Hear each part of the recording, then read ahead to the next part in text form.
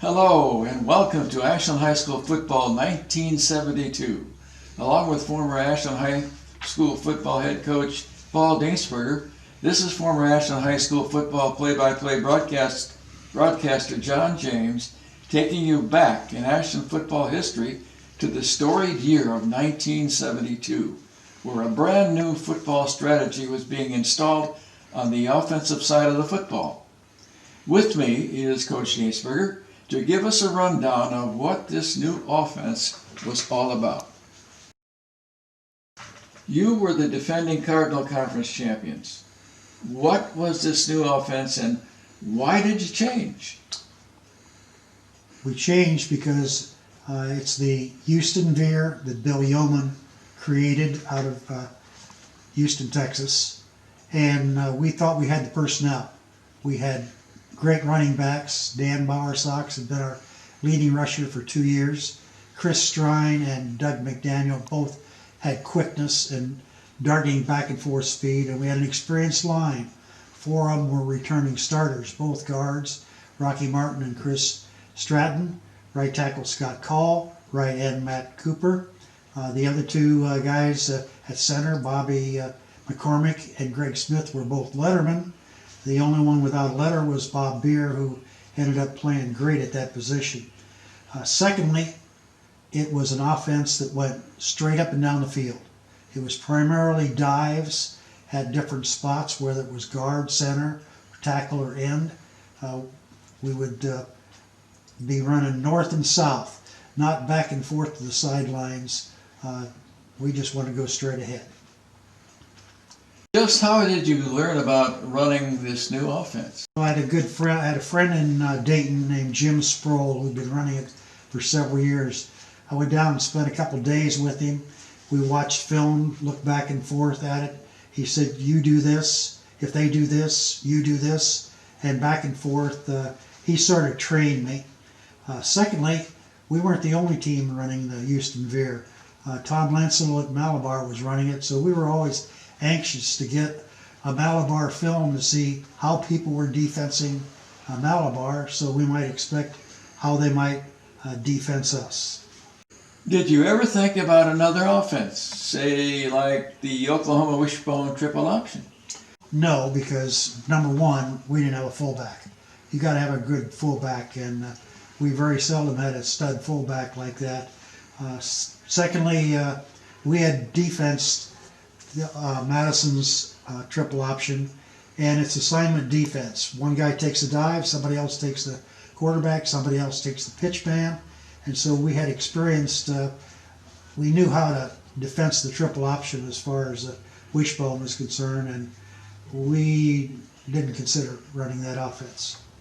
Speaking of this assignment defense, why wouldn't it work against the Veer? Because they have to do it that way, but the difference is the inside veer goes inside the tackle. There's also an outside veer that goes inside the end. So usually your assignment is the defensive end is thinking, I've got the second man, I've got the quarterback. If you're running the outside veer, he's not thinking about tackling the halfback. Plus another thing is you have to have a quarterback that can reach that far. that has enough speed. And we had two quarterbacks in Mark Starr and Doug Stauffer. Both of them were capable of getting that to the outside veer's point and turning up the field around that end. So that was the assignment defense. As you watch, particularly the veer plays, you want to watch the defensive end standing there looking at the quarterback like, I got you, buddy. And then here comes Danny Bowersox on a dive right in front of you, and you don't even touch him, and he's running into the secondary. So that's what I liked about the Houston Veer in particular. Well, then how about plays to the backside of this formation? Since we have a flanker on one side, that kind of overloads the defense away from the backside. And we ran a slant play off the center. We also ran a counter where the quarterback spun around and handed off to Danny Bowersox, or spun even farther and handed off to Chris Strine, so that we could either get linebackers frozen or get them moving back and forth and things like that. So we had several plays, but the big play that we loved, that we learned how to run, was the counter option. Because when we got to the backside, we now not only have a quarterback and a pitch man, also a seam route end that we could, became a very effective play for us because we had one less defender to go against on the backside. Well, I had a chance to look at some of these plays from some old film, and I noticed while watching you did keep the old power I formation. Why was that? Notice that it takes a large, you have to have gaps. I mean, you have to have splits that are wide enough to spread your defense around. However, what happens is it almost forces one-on-one blocking. You end up, you better have 7 good blockers across that line. But if you need a short yardage play, then all of a sudden you got D-backs and linebackers jumping in gaps that you can't fill, except you could do it with the power I formation. And one of the things that we found out about that old formation is we could run that great counter option to the backside, and not only would we have a lead blocker in the end, but we also have a fullback in front. We would have 2 lead blockers, quarterback and a pitch man. We'd have them outnumbered like 4-on-3 or 4-on-2 on the backside. So that's why we fell in love with that formation. The seam pass to get behind the linebacker support and attacking the veer plays.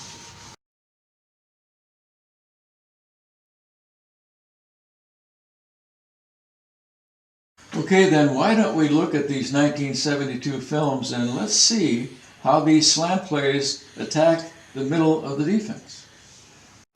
This first set of plays is the slant off the guard center gap. Okay, this is Dan Bowersox on a slant. This is against Southview with a great block by Bob McCormick. This is Dan Bowersox again on a slant in the middle of our last drive against Mansfield Senior. Here's Dan Bowersox again on another slant against Madison Rams. And this is Dan Bowersox's touchdown against Moraine Southview for a 7-0 lead in the first quarter. There's a great block by number 87, Tim Sainer, right there in the secondary. Score is 7-0. This is Dan Bowersox on a touchdown of 40 yards. It's on a slant, and it's against Malabar, which made the lead 21-14. This is Chris Strine on a 52-yard run against Madison, giving us a 28-0 lead. And there's a block down there on the right side by Matt Cooper that springs him into the secondary. Next is the outside veer, where the quarterback reads the defensive end.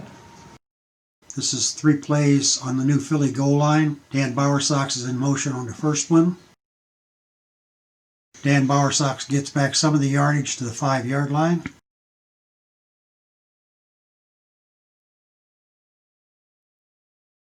Five-yard touchdown run by Dan Bowersox cuts the lead to 13-7 in the second quarter. No more scoring in this game. This is Chris Strine against Madison. They jump into a gap 8. The line blocks it. It's a 15-yard touchdown run by Chris. This is Dan Bowersox on a veer, and what a great block, a pancake block. This was against Worcester. This is Dan Bowersox on another veer play against Malabar.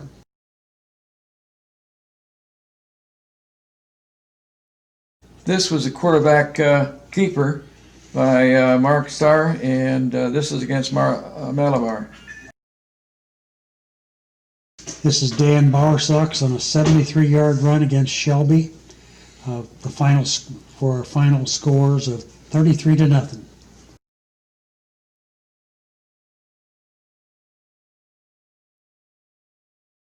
Another Dan Bowersox veer against Worcester. This is Dan Bowersox on a veer against Madison. This is another veer play, Dan Bowersox off Scott Call's right tackle block against Worcester.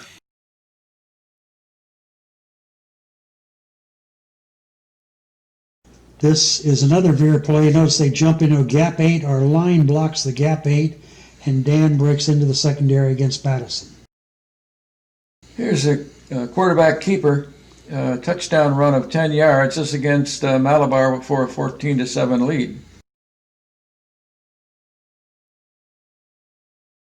This is Mark Starr on a 4-yard run against Worcester, giving us a 22-13 lead.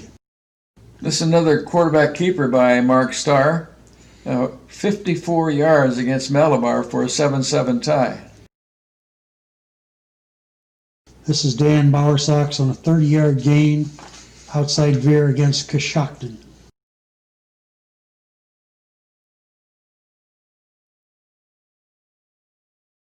Here we have Dan Bowersox on another veer for 45 yards against Coshocton.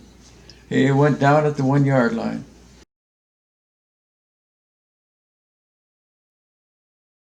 This is Dan Bowersox on the tying touchdown against Mansfield Senior. 8-yard gain on the outside veer on our last possession of the game. 7-7 tie. This is Dan Bowersox on a 45-yard touchdown run against Worcester. It made the score at that time 7-0 in the first quarter.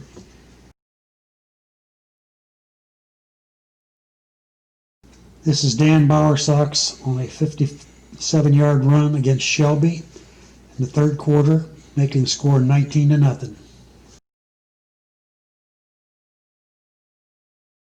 Next is the counter play, a dive to hold the linebackers. This is a counter option play by Chris Strine against Worcester. This is a counter play. Rocky Martin, Greg Smith, Bob Beer clear out the left side for Chris Strine to go down the sidelines.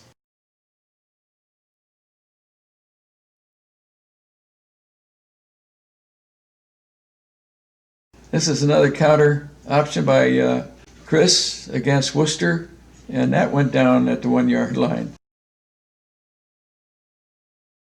This is a quarterback sneak by Mark Starr for a touchdown against Worcester. And the next play is an extra point, 2-point play, making the score 21-13, Ashland leading. Counter option play here against Shelby.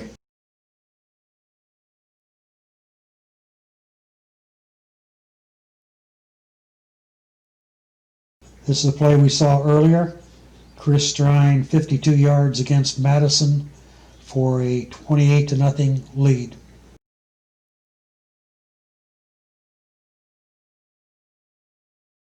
Next is the counter option to the backside of the formation.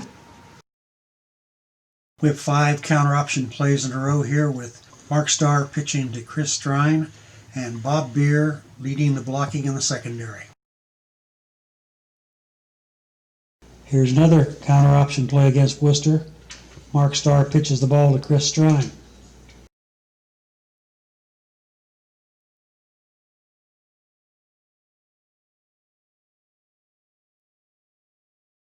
Counter option play. This is Chris Strine against Worcester.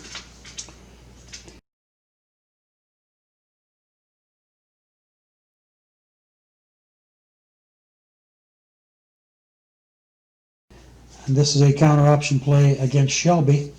Chris Strine, the ball carrier.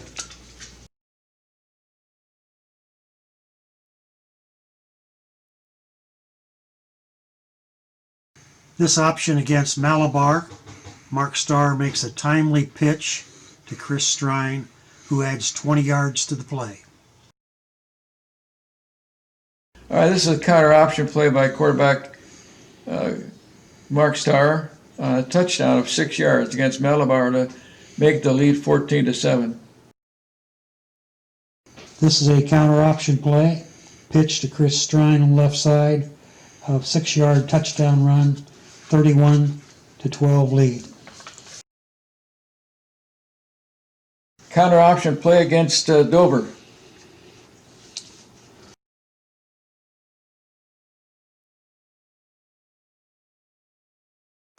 Here's a counter option play.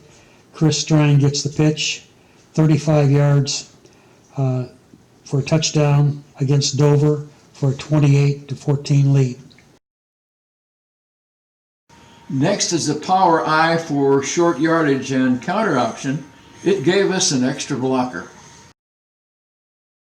Here's a counter option play of 55 yards against Dover.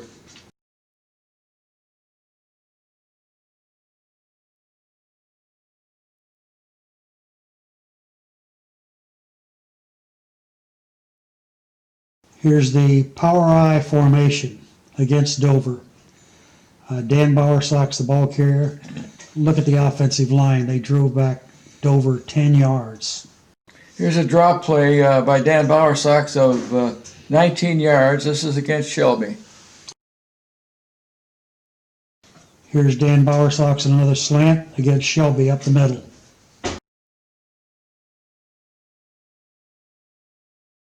Chris Strine on a Veer. This is against New Philadelphia.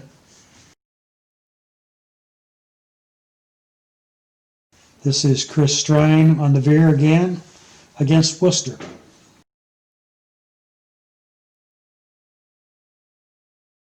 Next is the counter option to the backside of the formation. A counter option play by quarterback Mark Starr with a keeper in 20 yards against Worcester.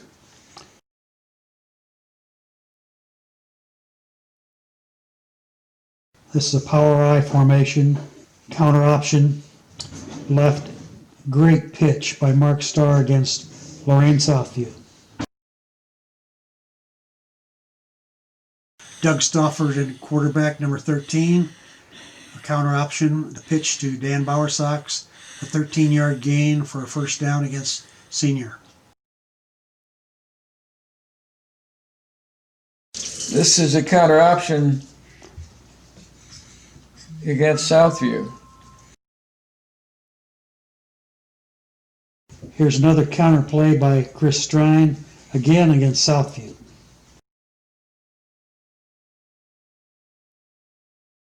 Here's Dan Bowersock on a counter option against Worcester.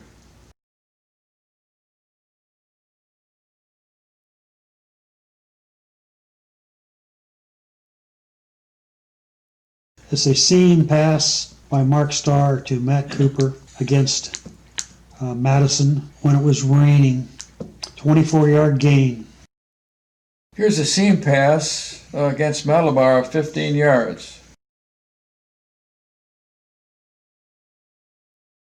Here's a halfback option play.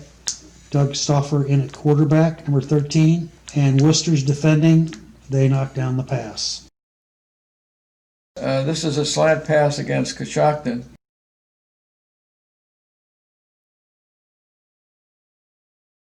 This is a backside seam pass, Mark Starr to Matt Cooper.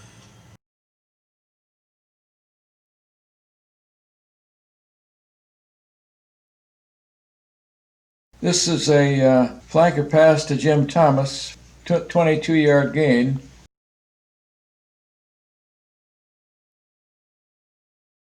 This is against Lorraine Southview. It's a bootleg, 15-yard touchdown, Mark Starr to Matt Cooper. This is a pass to Dan Bowersox out of the backfield against Shelby.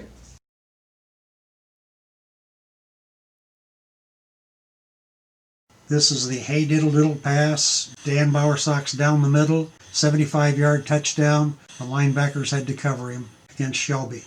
This is a halfback pass, Chris Strine to Jim Thomas against Coshocton for a touchdown.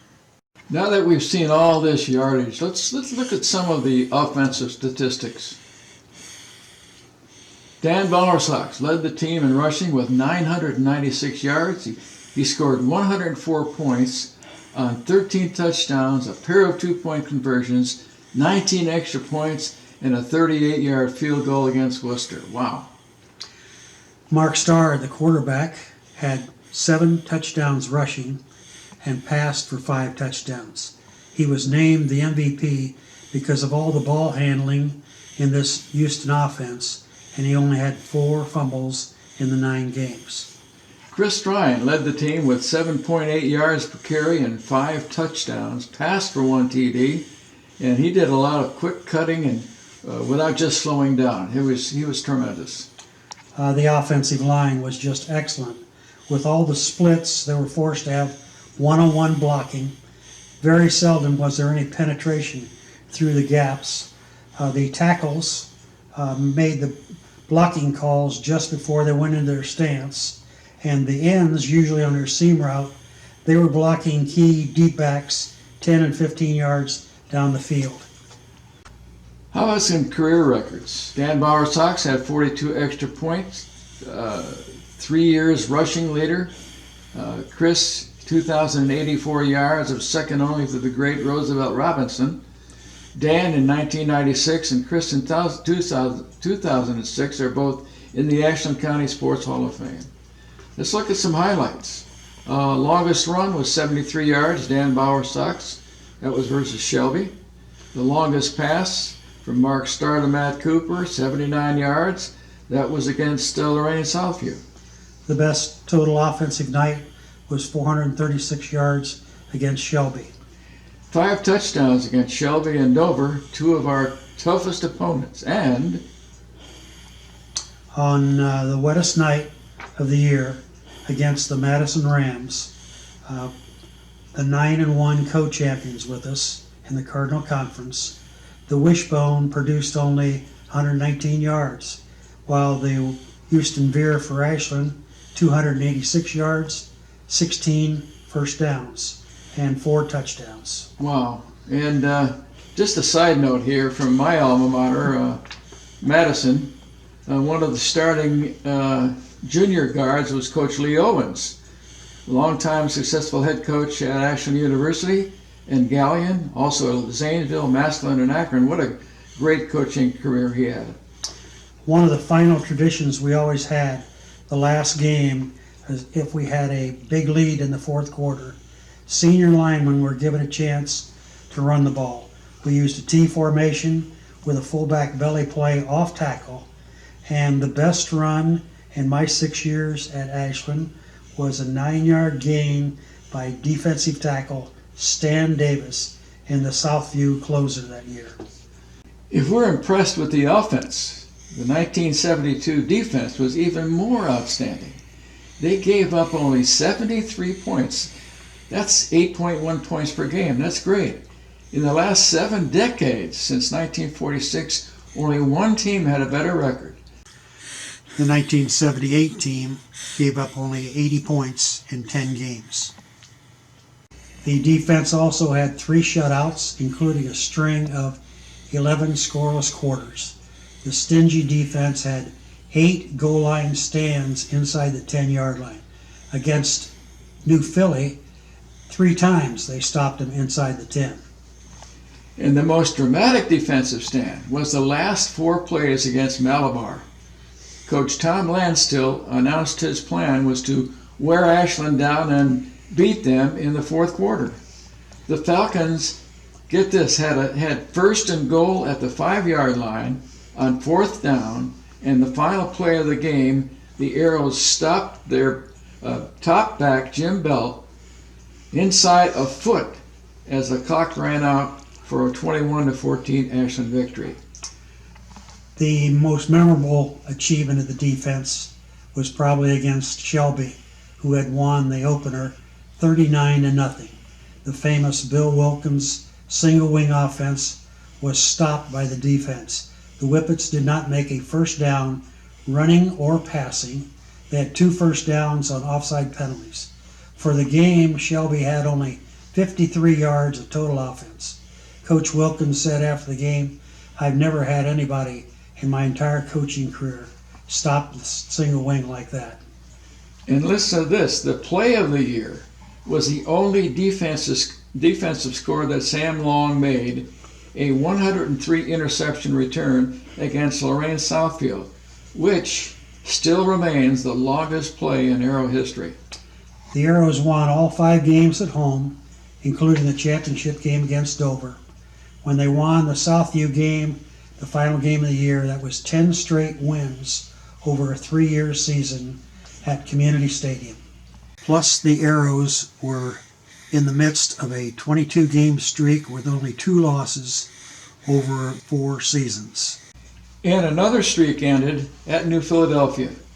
This was on Friday the 13th when the Quakers scored 13 points and ended the Arrows' 13-game unbeaten streak. The Times-Gazette called it a superstition. However, the Arrows had 7 points, but they made 7 fumbles and only recovered 2. The defense gave up only 5 touchdowns in the 5 home games. Now let's look at the statistics of the defense. Rocky Martin, senior, 77 initial tackles, 36 assists, and 1 fumble recovery. Linebacker Chris Stratton, 62 tackles, 35 assists. Scott Call, 42 tackles, initial tackles, and 14 assists, along with 1 recovered fumble. Stan Davis, defensive standout at tackle, 35 initial tackles, 38 assists, and 1 fumble recovery. Doug Stauffer, 35 initial tackles, 18 assists. Matt Cooper, 31 tackles, 18 assists, 3 fumble recoveries. Sam Long, 30 tackles, 19 assists, and 3 fumble recoveries. And also 7 interceptions and a career record of 13 interceptions for that season, for that career. Yeah. Bill Chandler, the other linebacker, had 28 tackles and 21 assists. Charlie Johnson, 22 tackles and 9 assists. Greg Smith, 18 tackles, 19 assists. Chris Strine, 15 tackles, 4 assists, 1 recovery fumble. The monster ramrod back, Jeff Leonard, had 15 initial tackles and 7 assists. Chris Strine, 15 tackles, 7 assists. Rod Poole, 14 tackles, 7 assists, and 2 interceptions. Bob McCormick, 12 tackles and 6 assists. Rick Hunt, 9 tackles, 4 assists. Bob Veer, 8 tackles, 7 assists, and 1 fumble recovery. Doug McDaniel, 8 tackles, no assists, 1 interception, and 1 blocked punt. And flanker Jim Blankenship, Jr., had 7 tackles, 4 assists, and 2 fumble recoveries.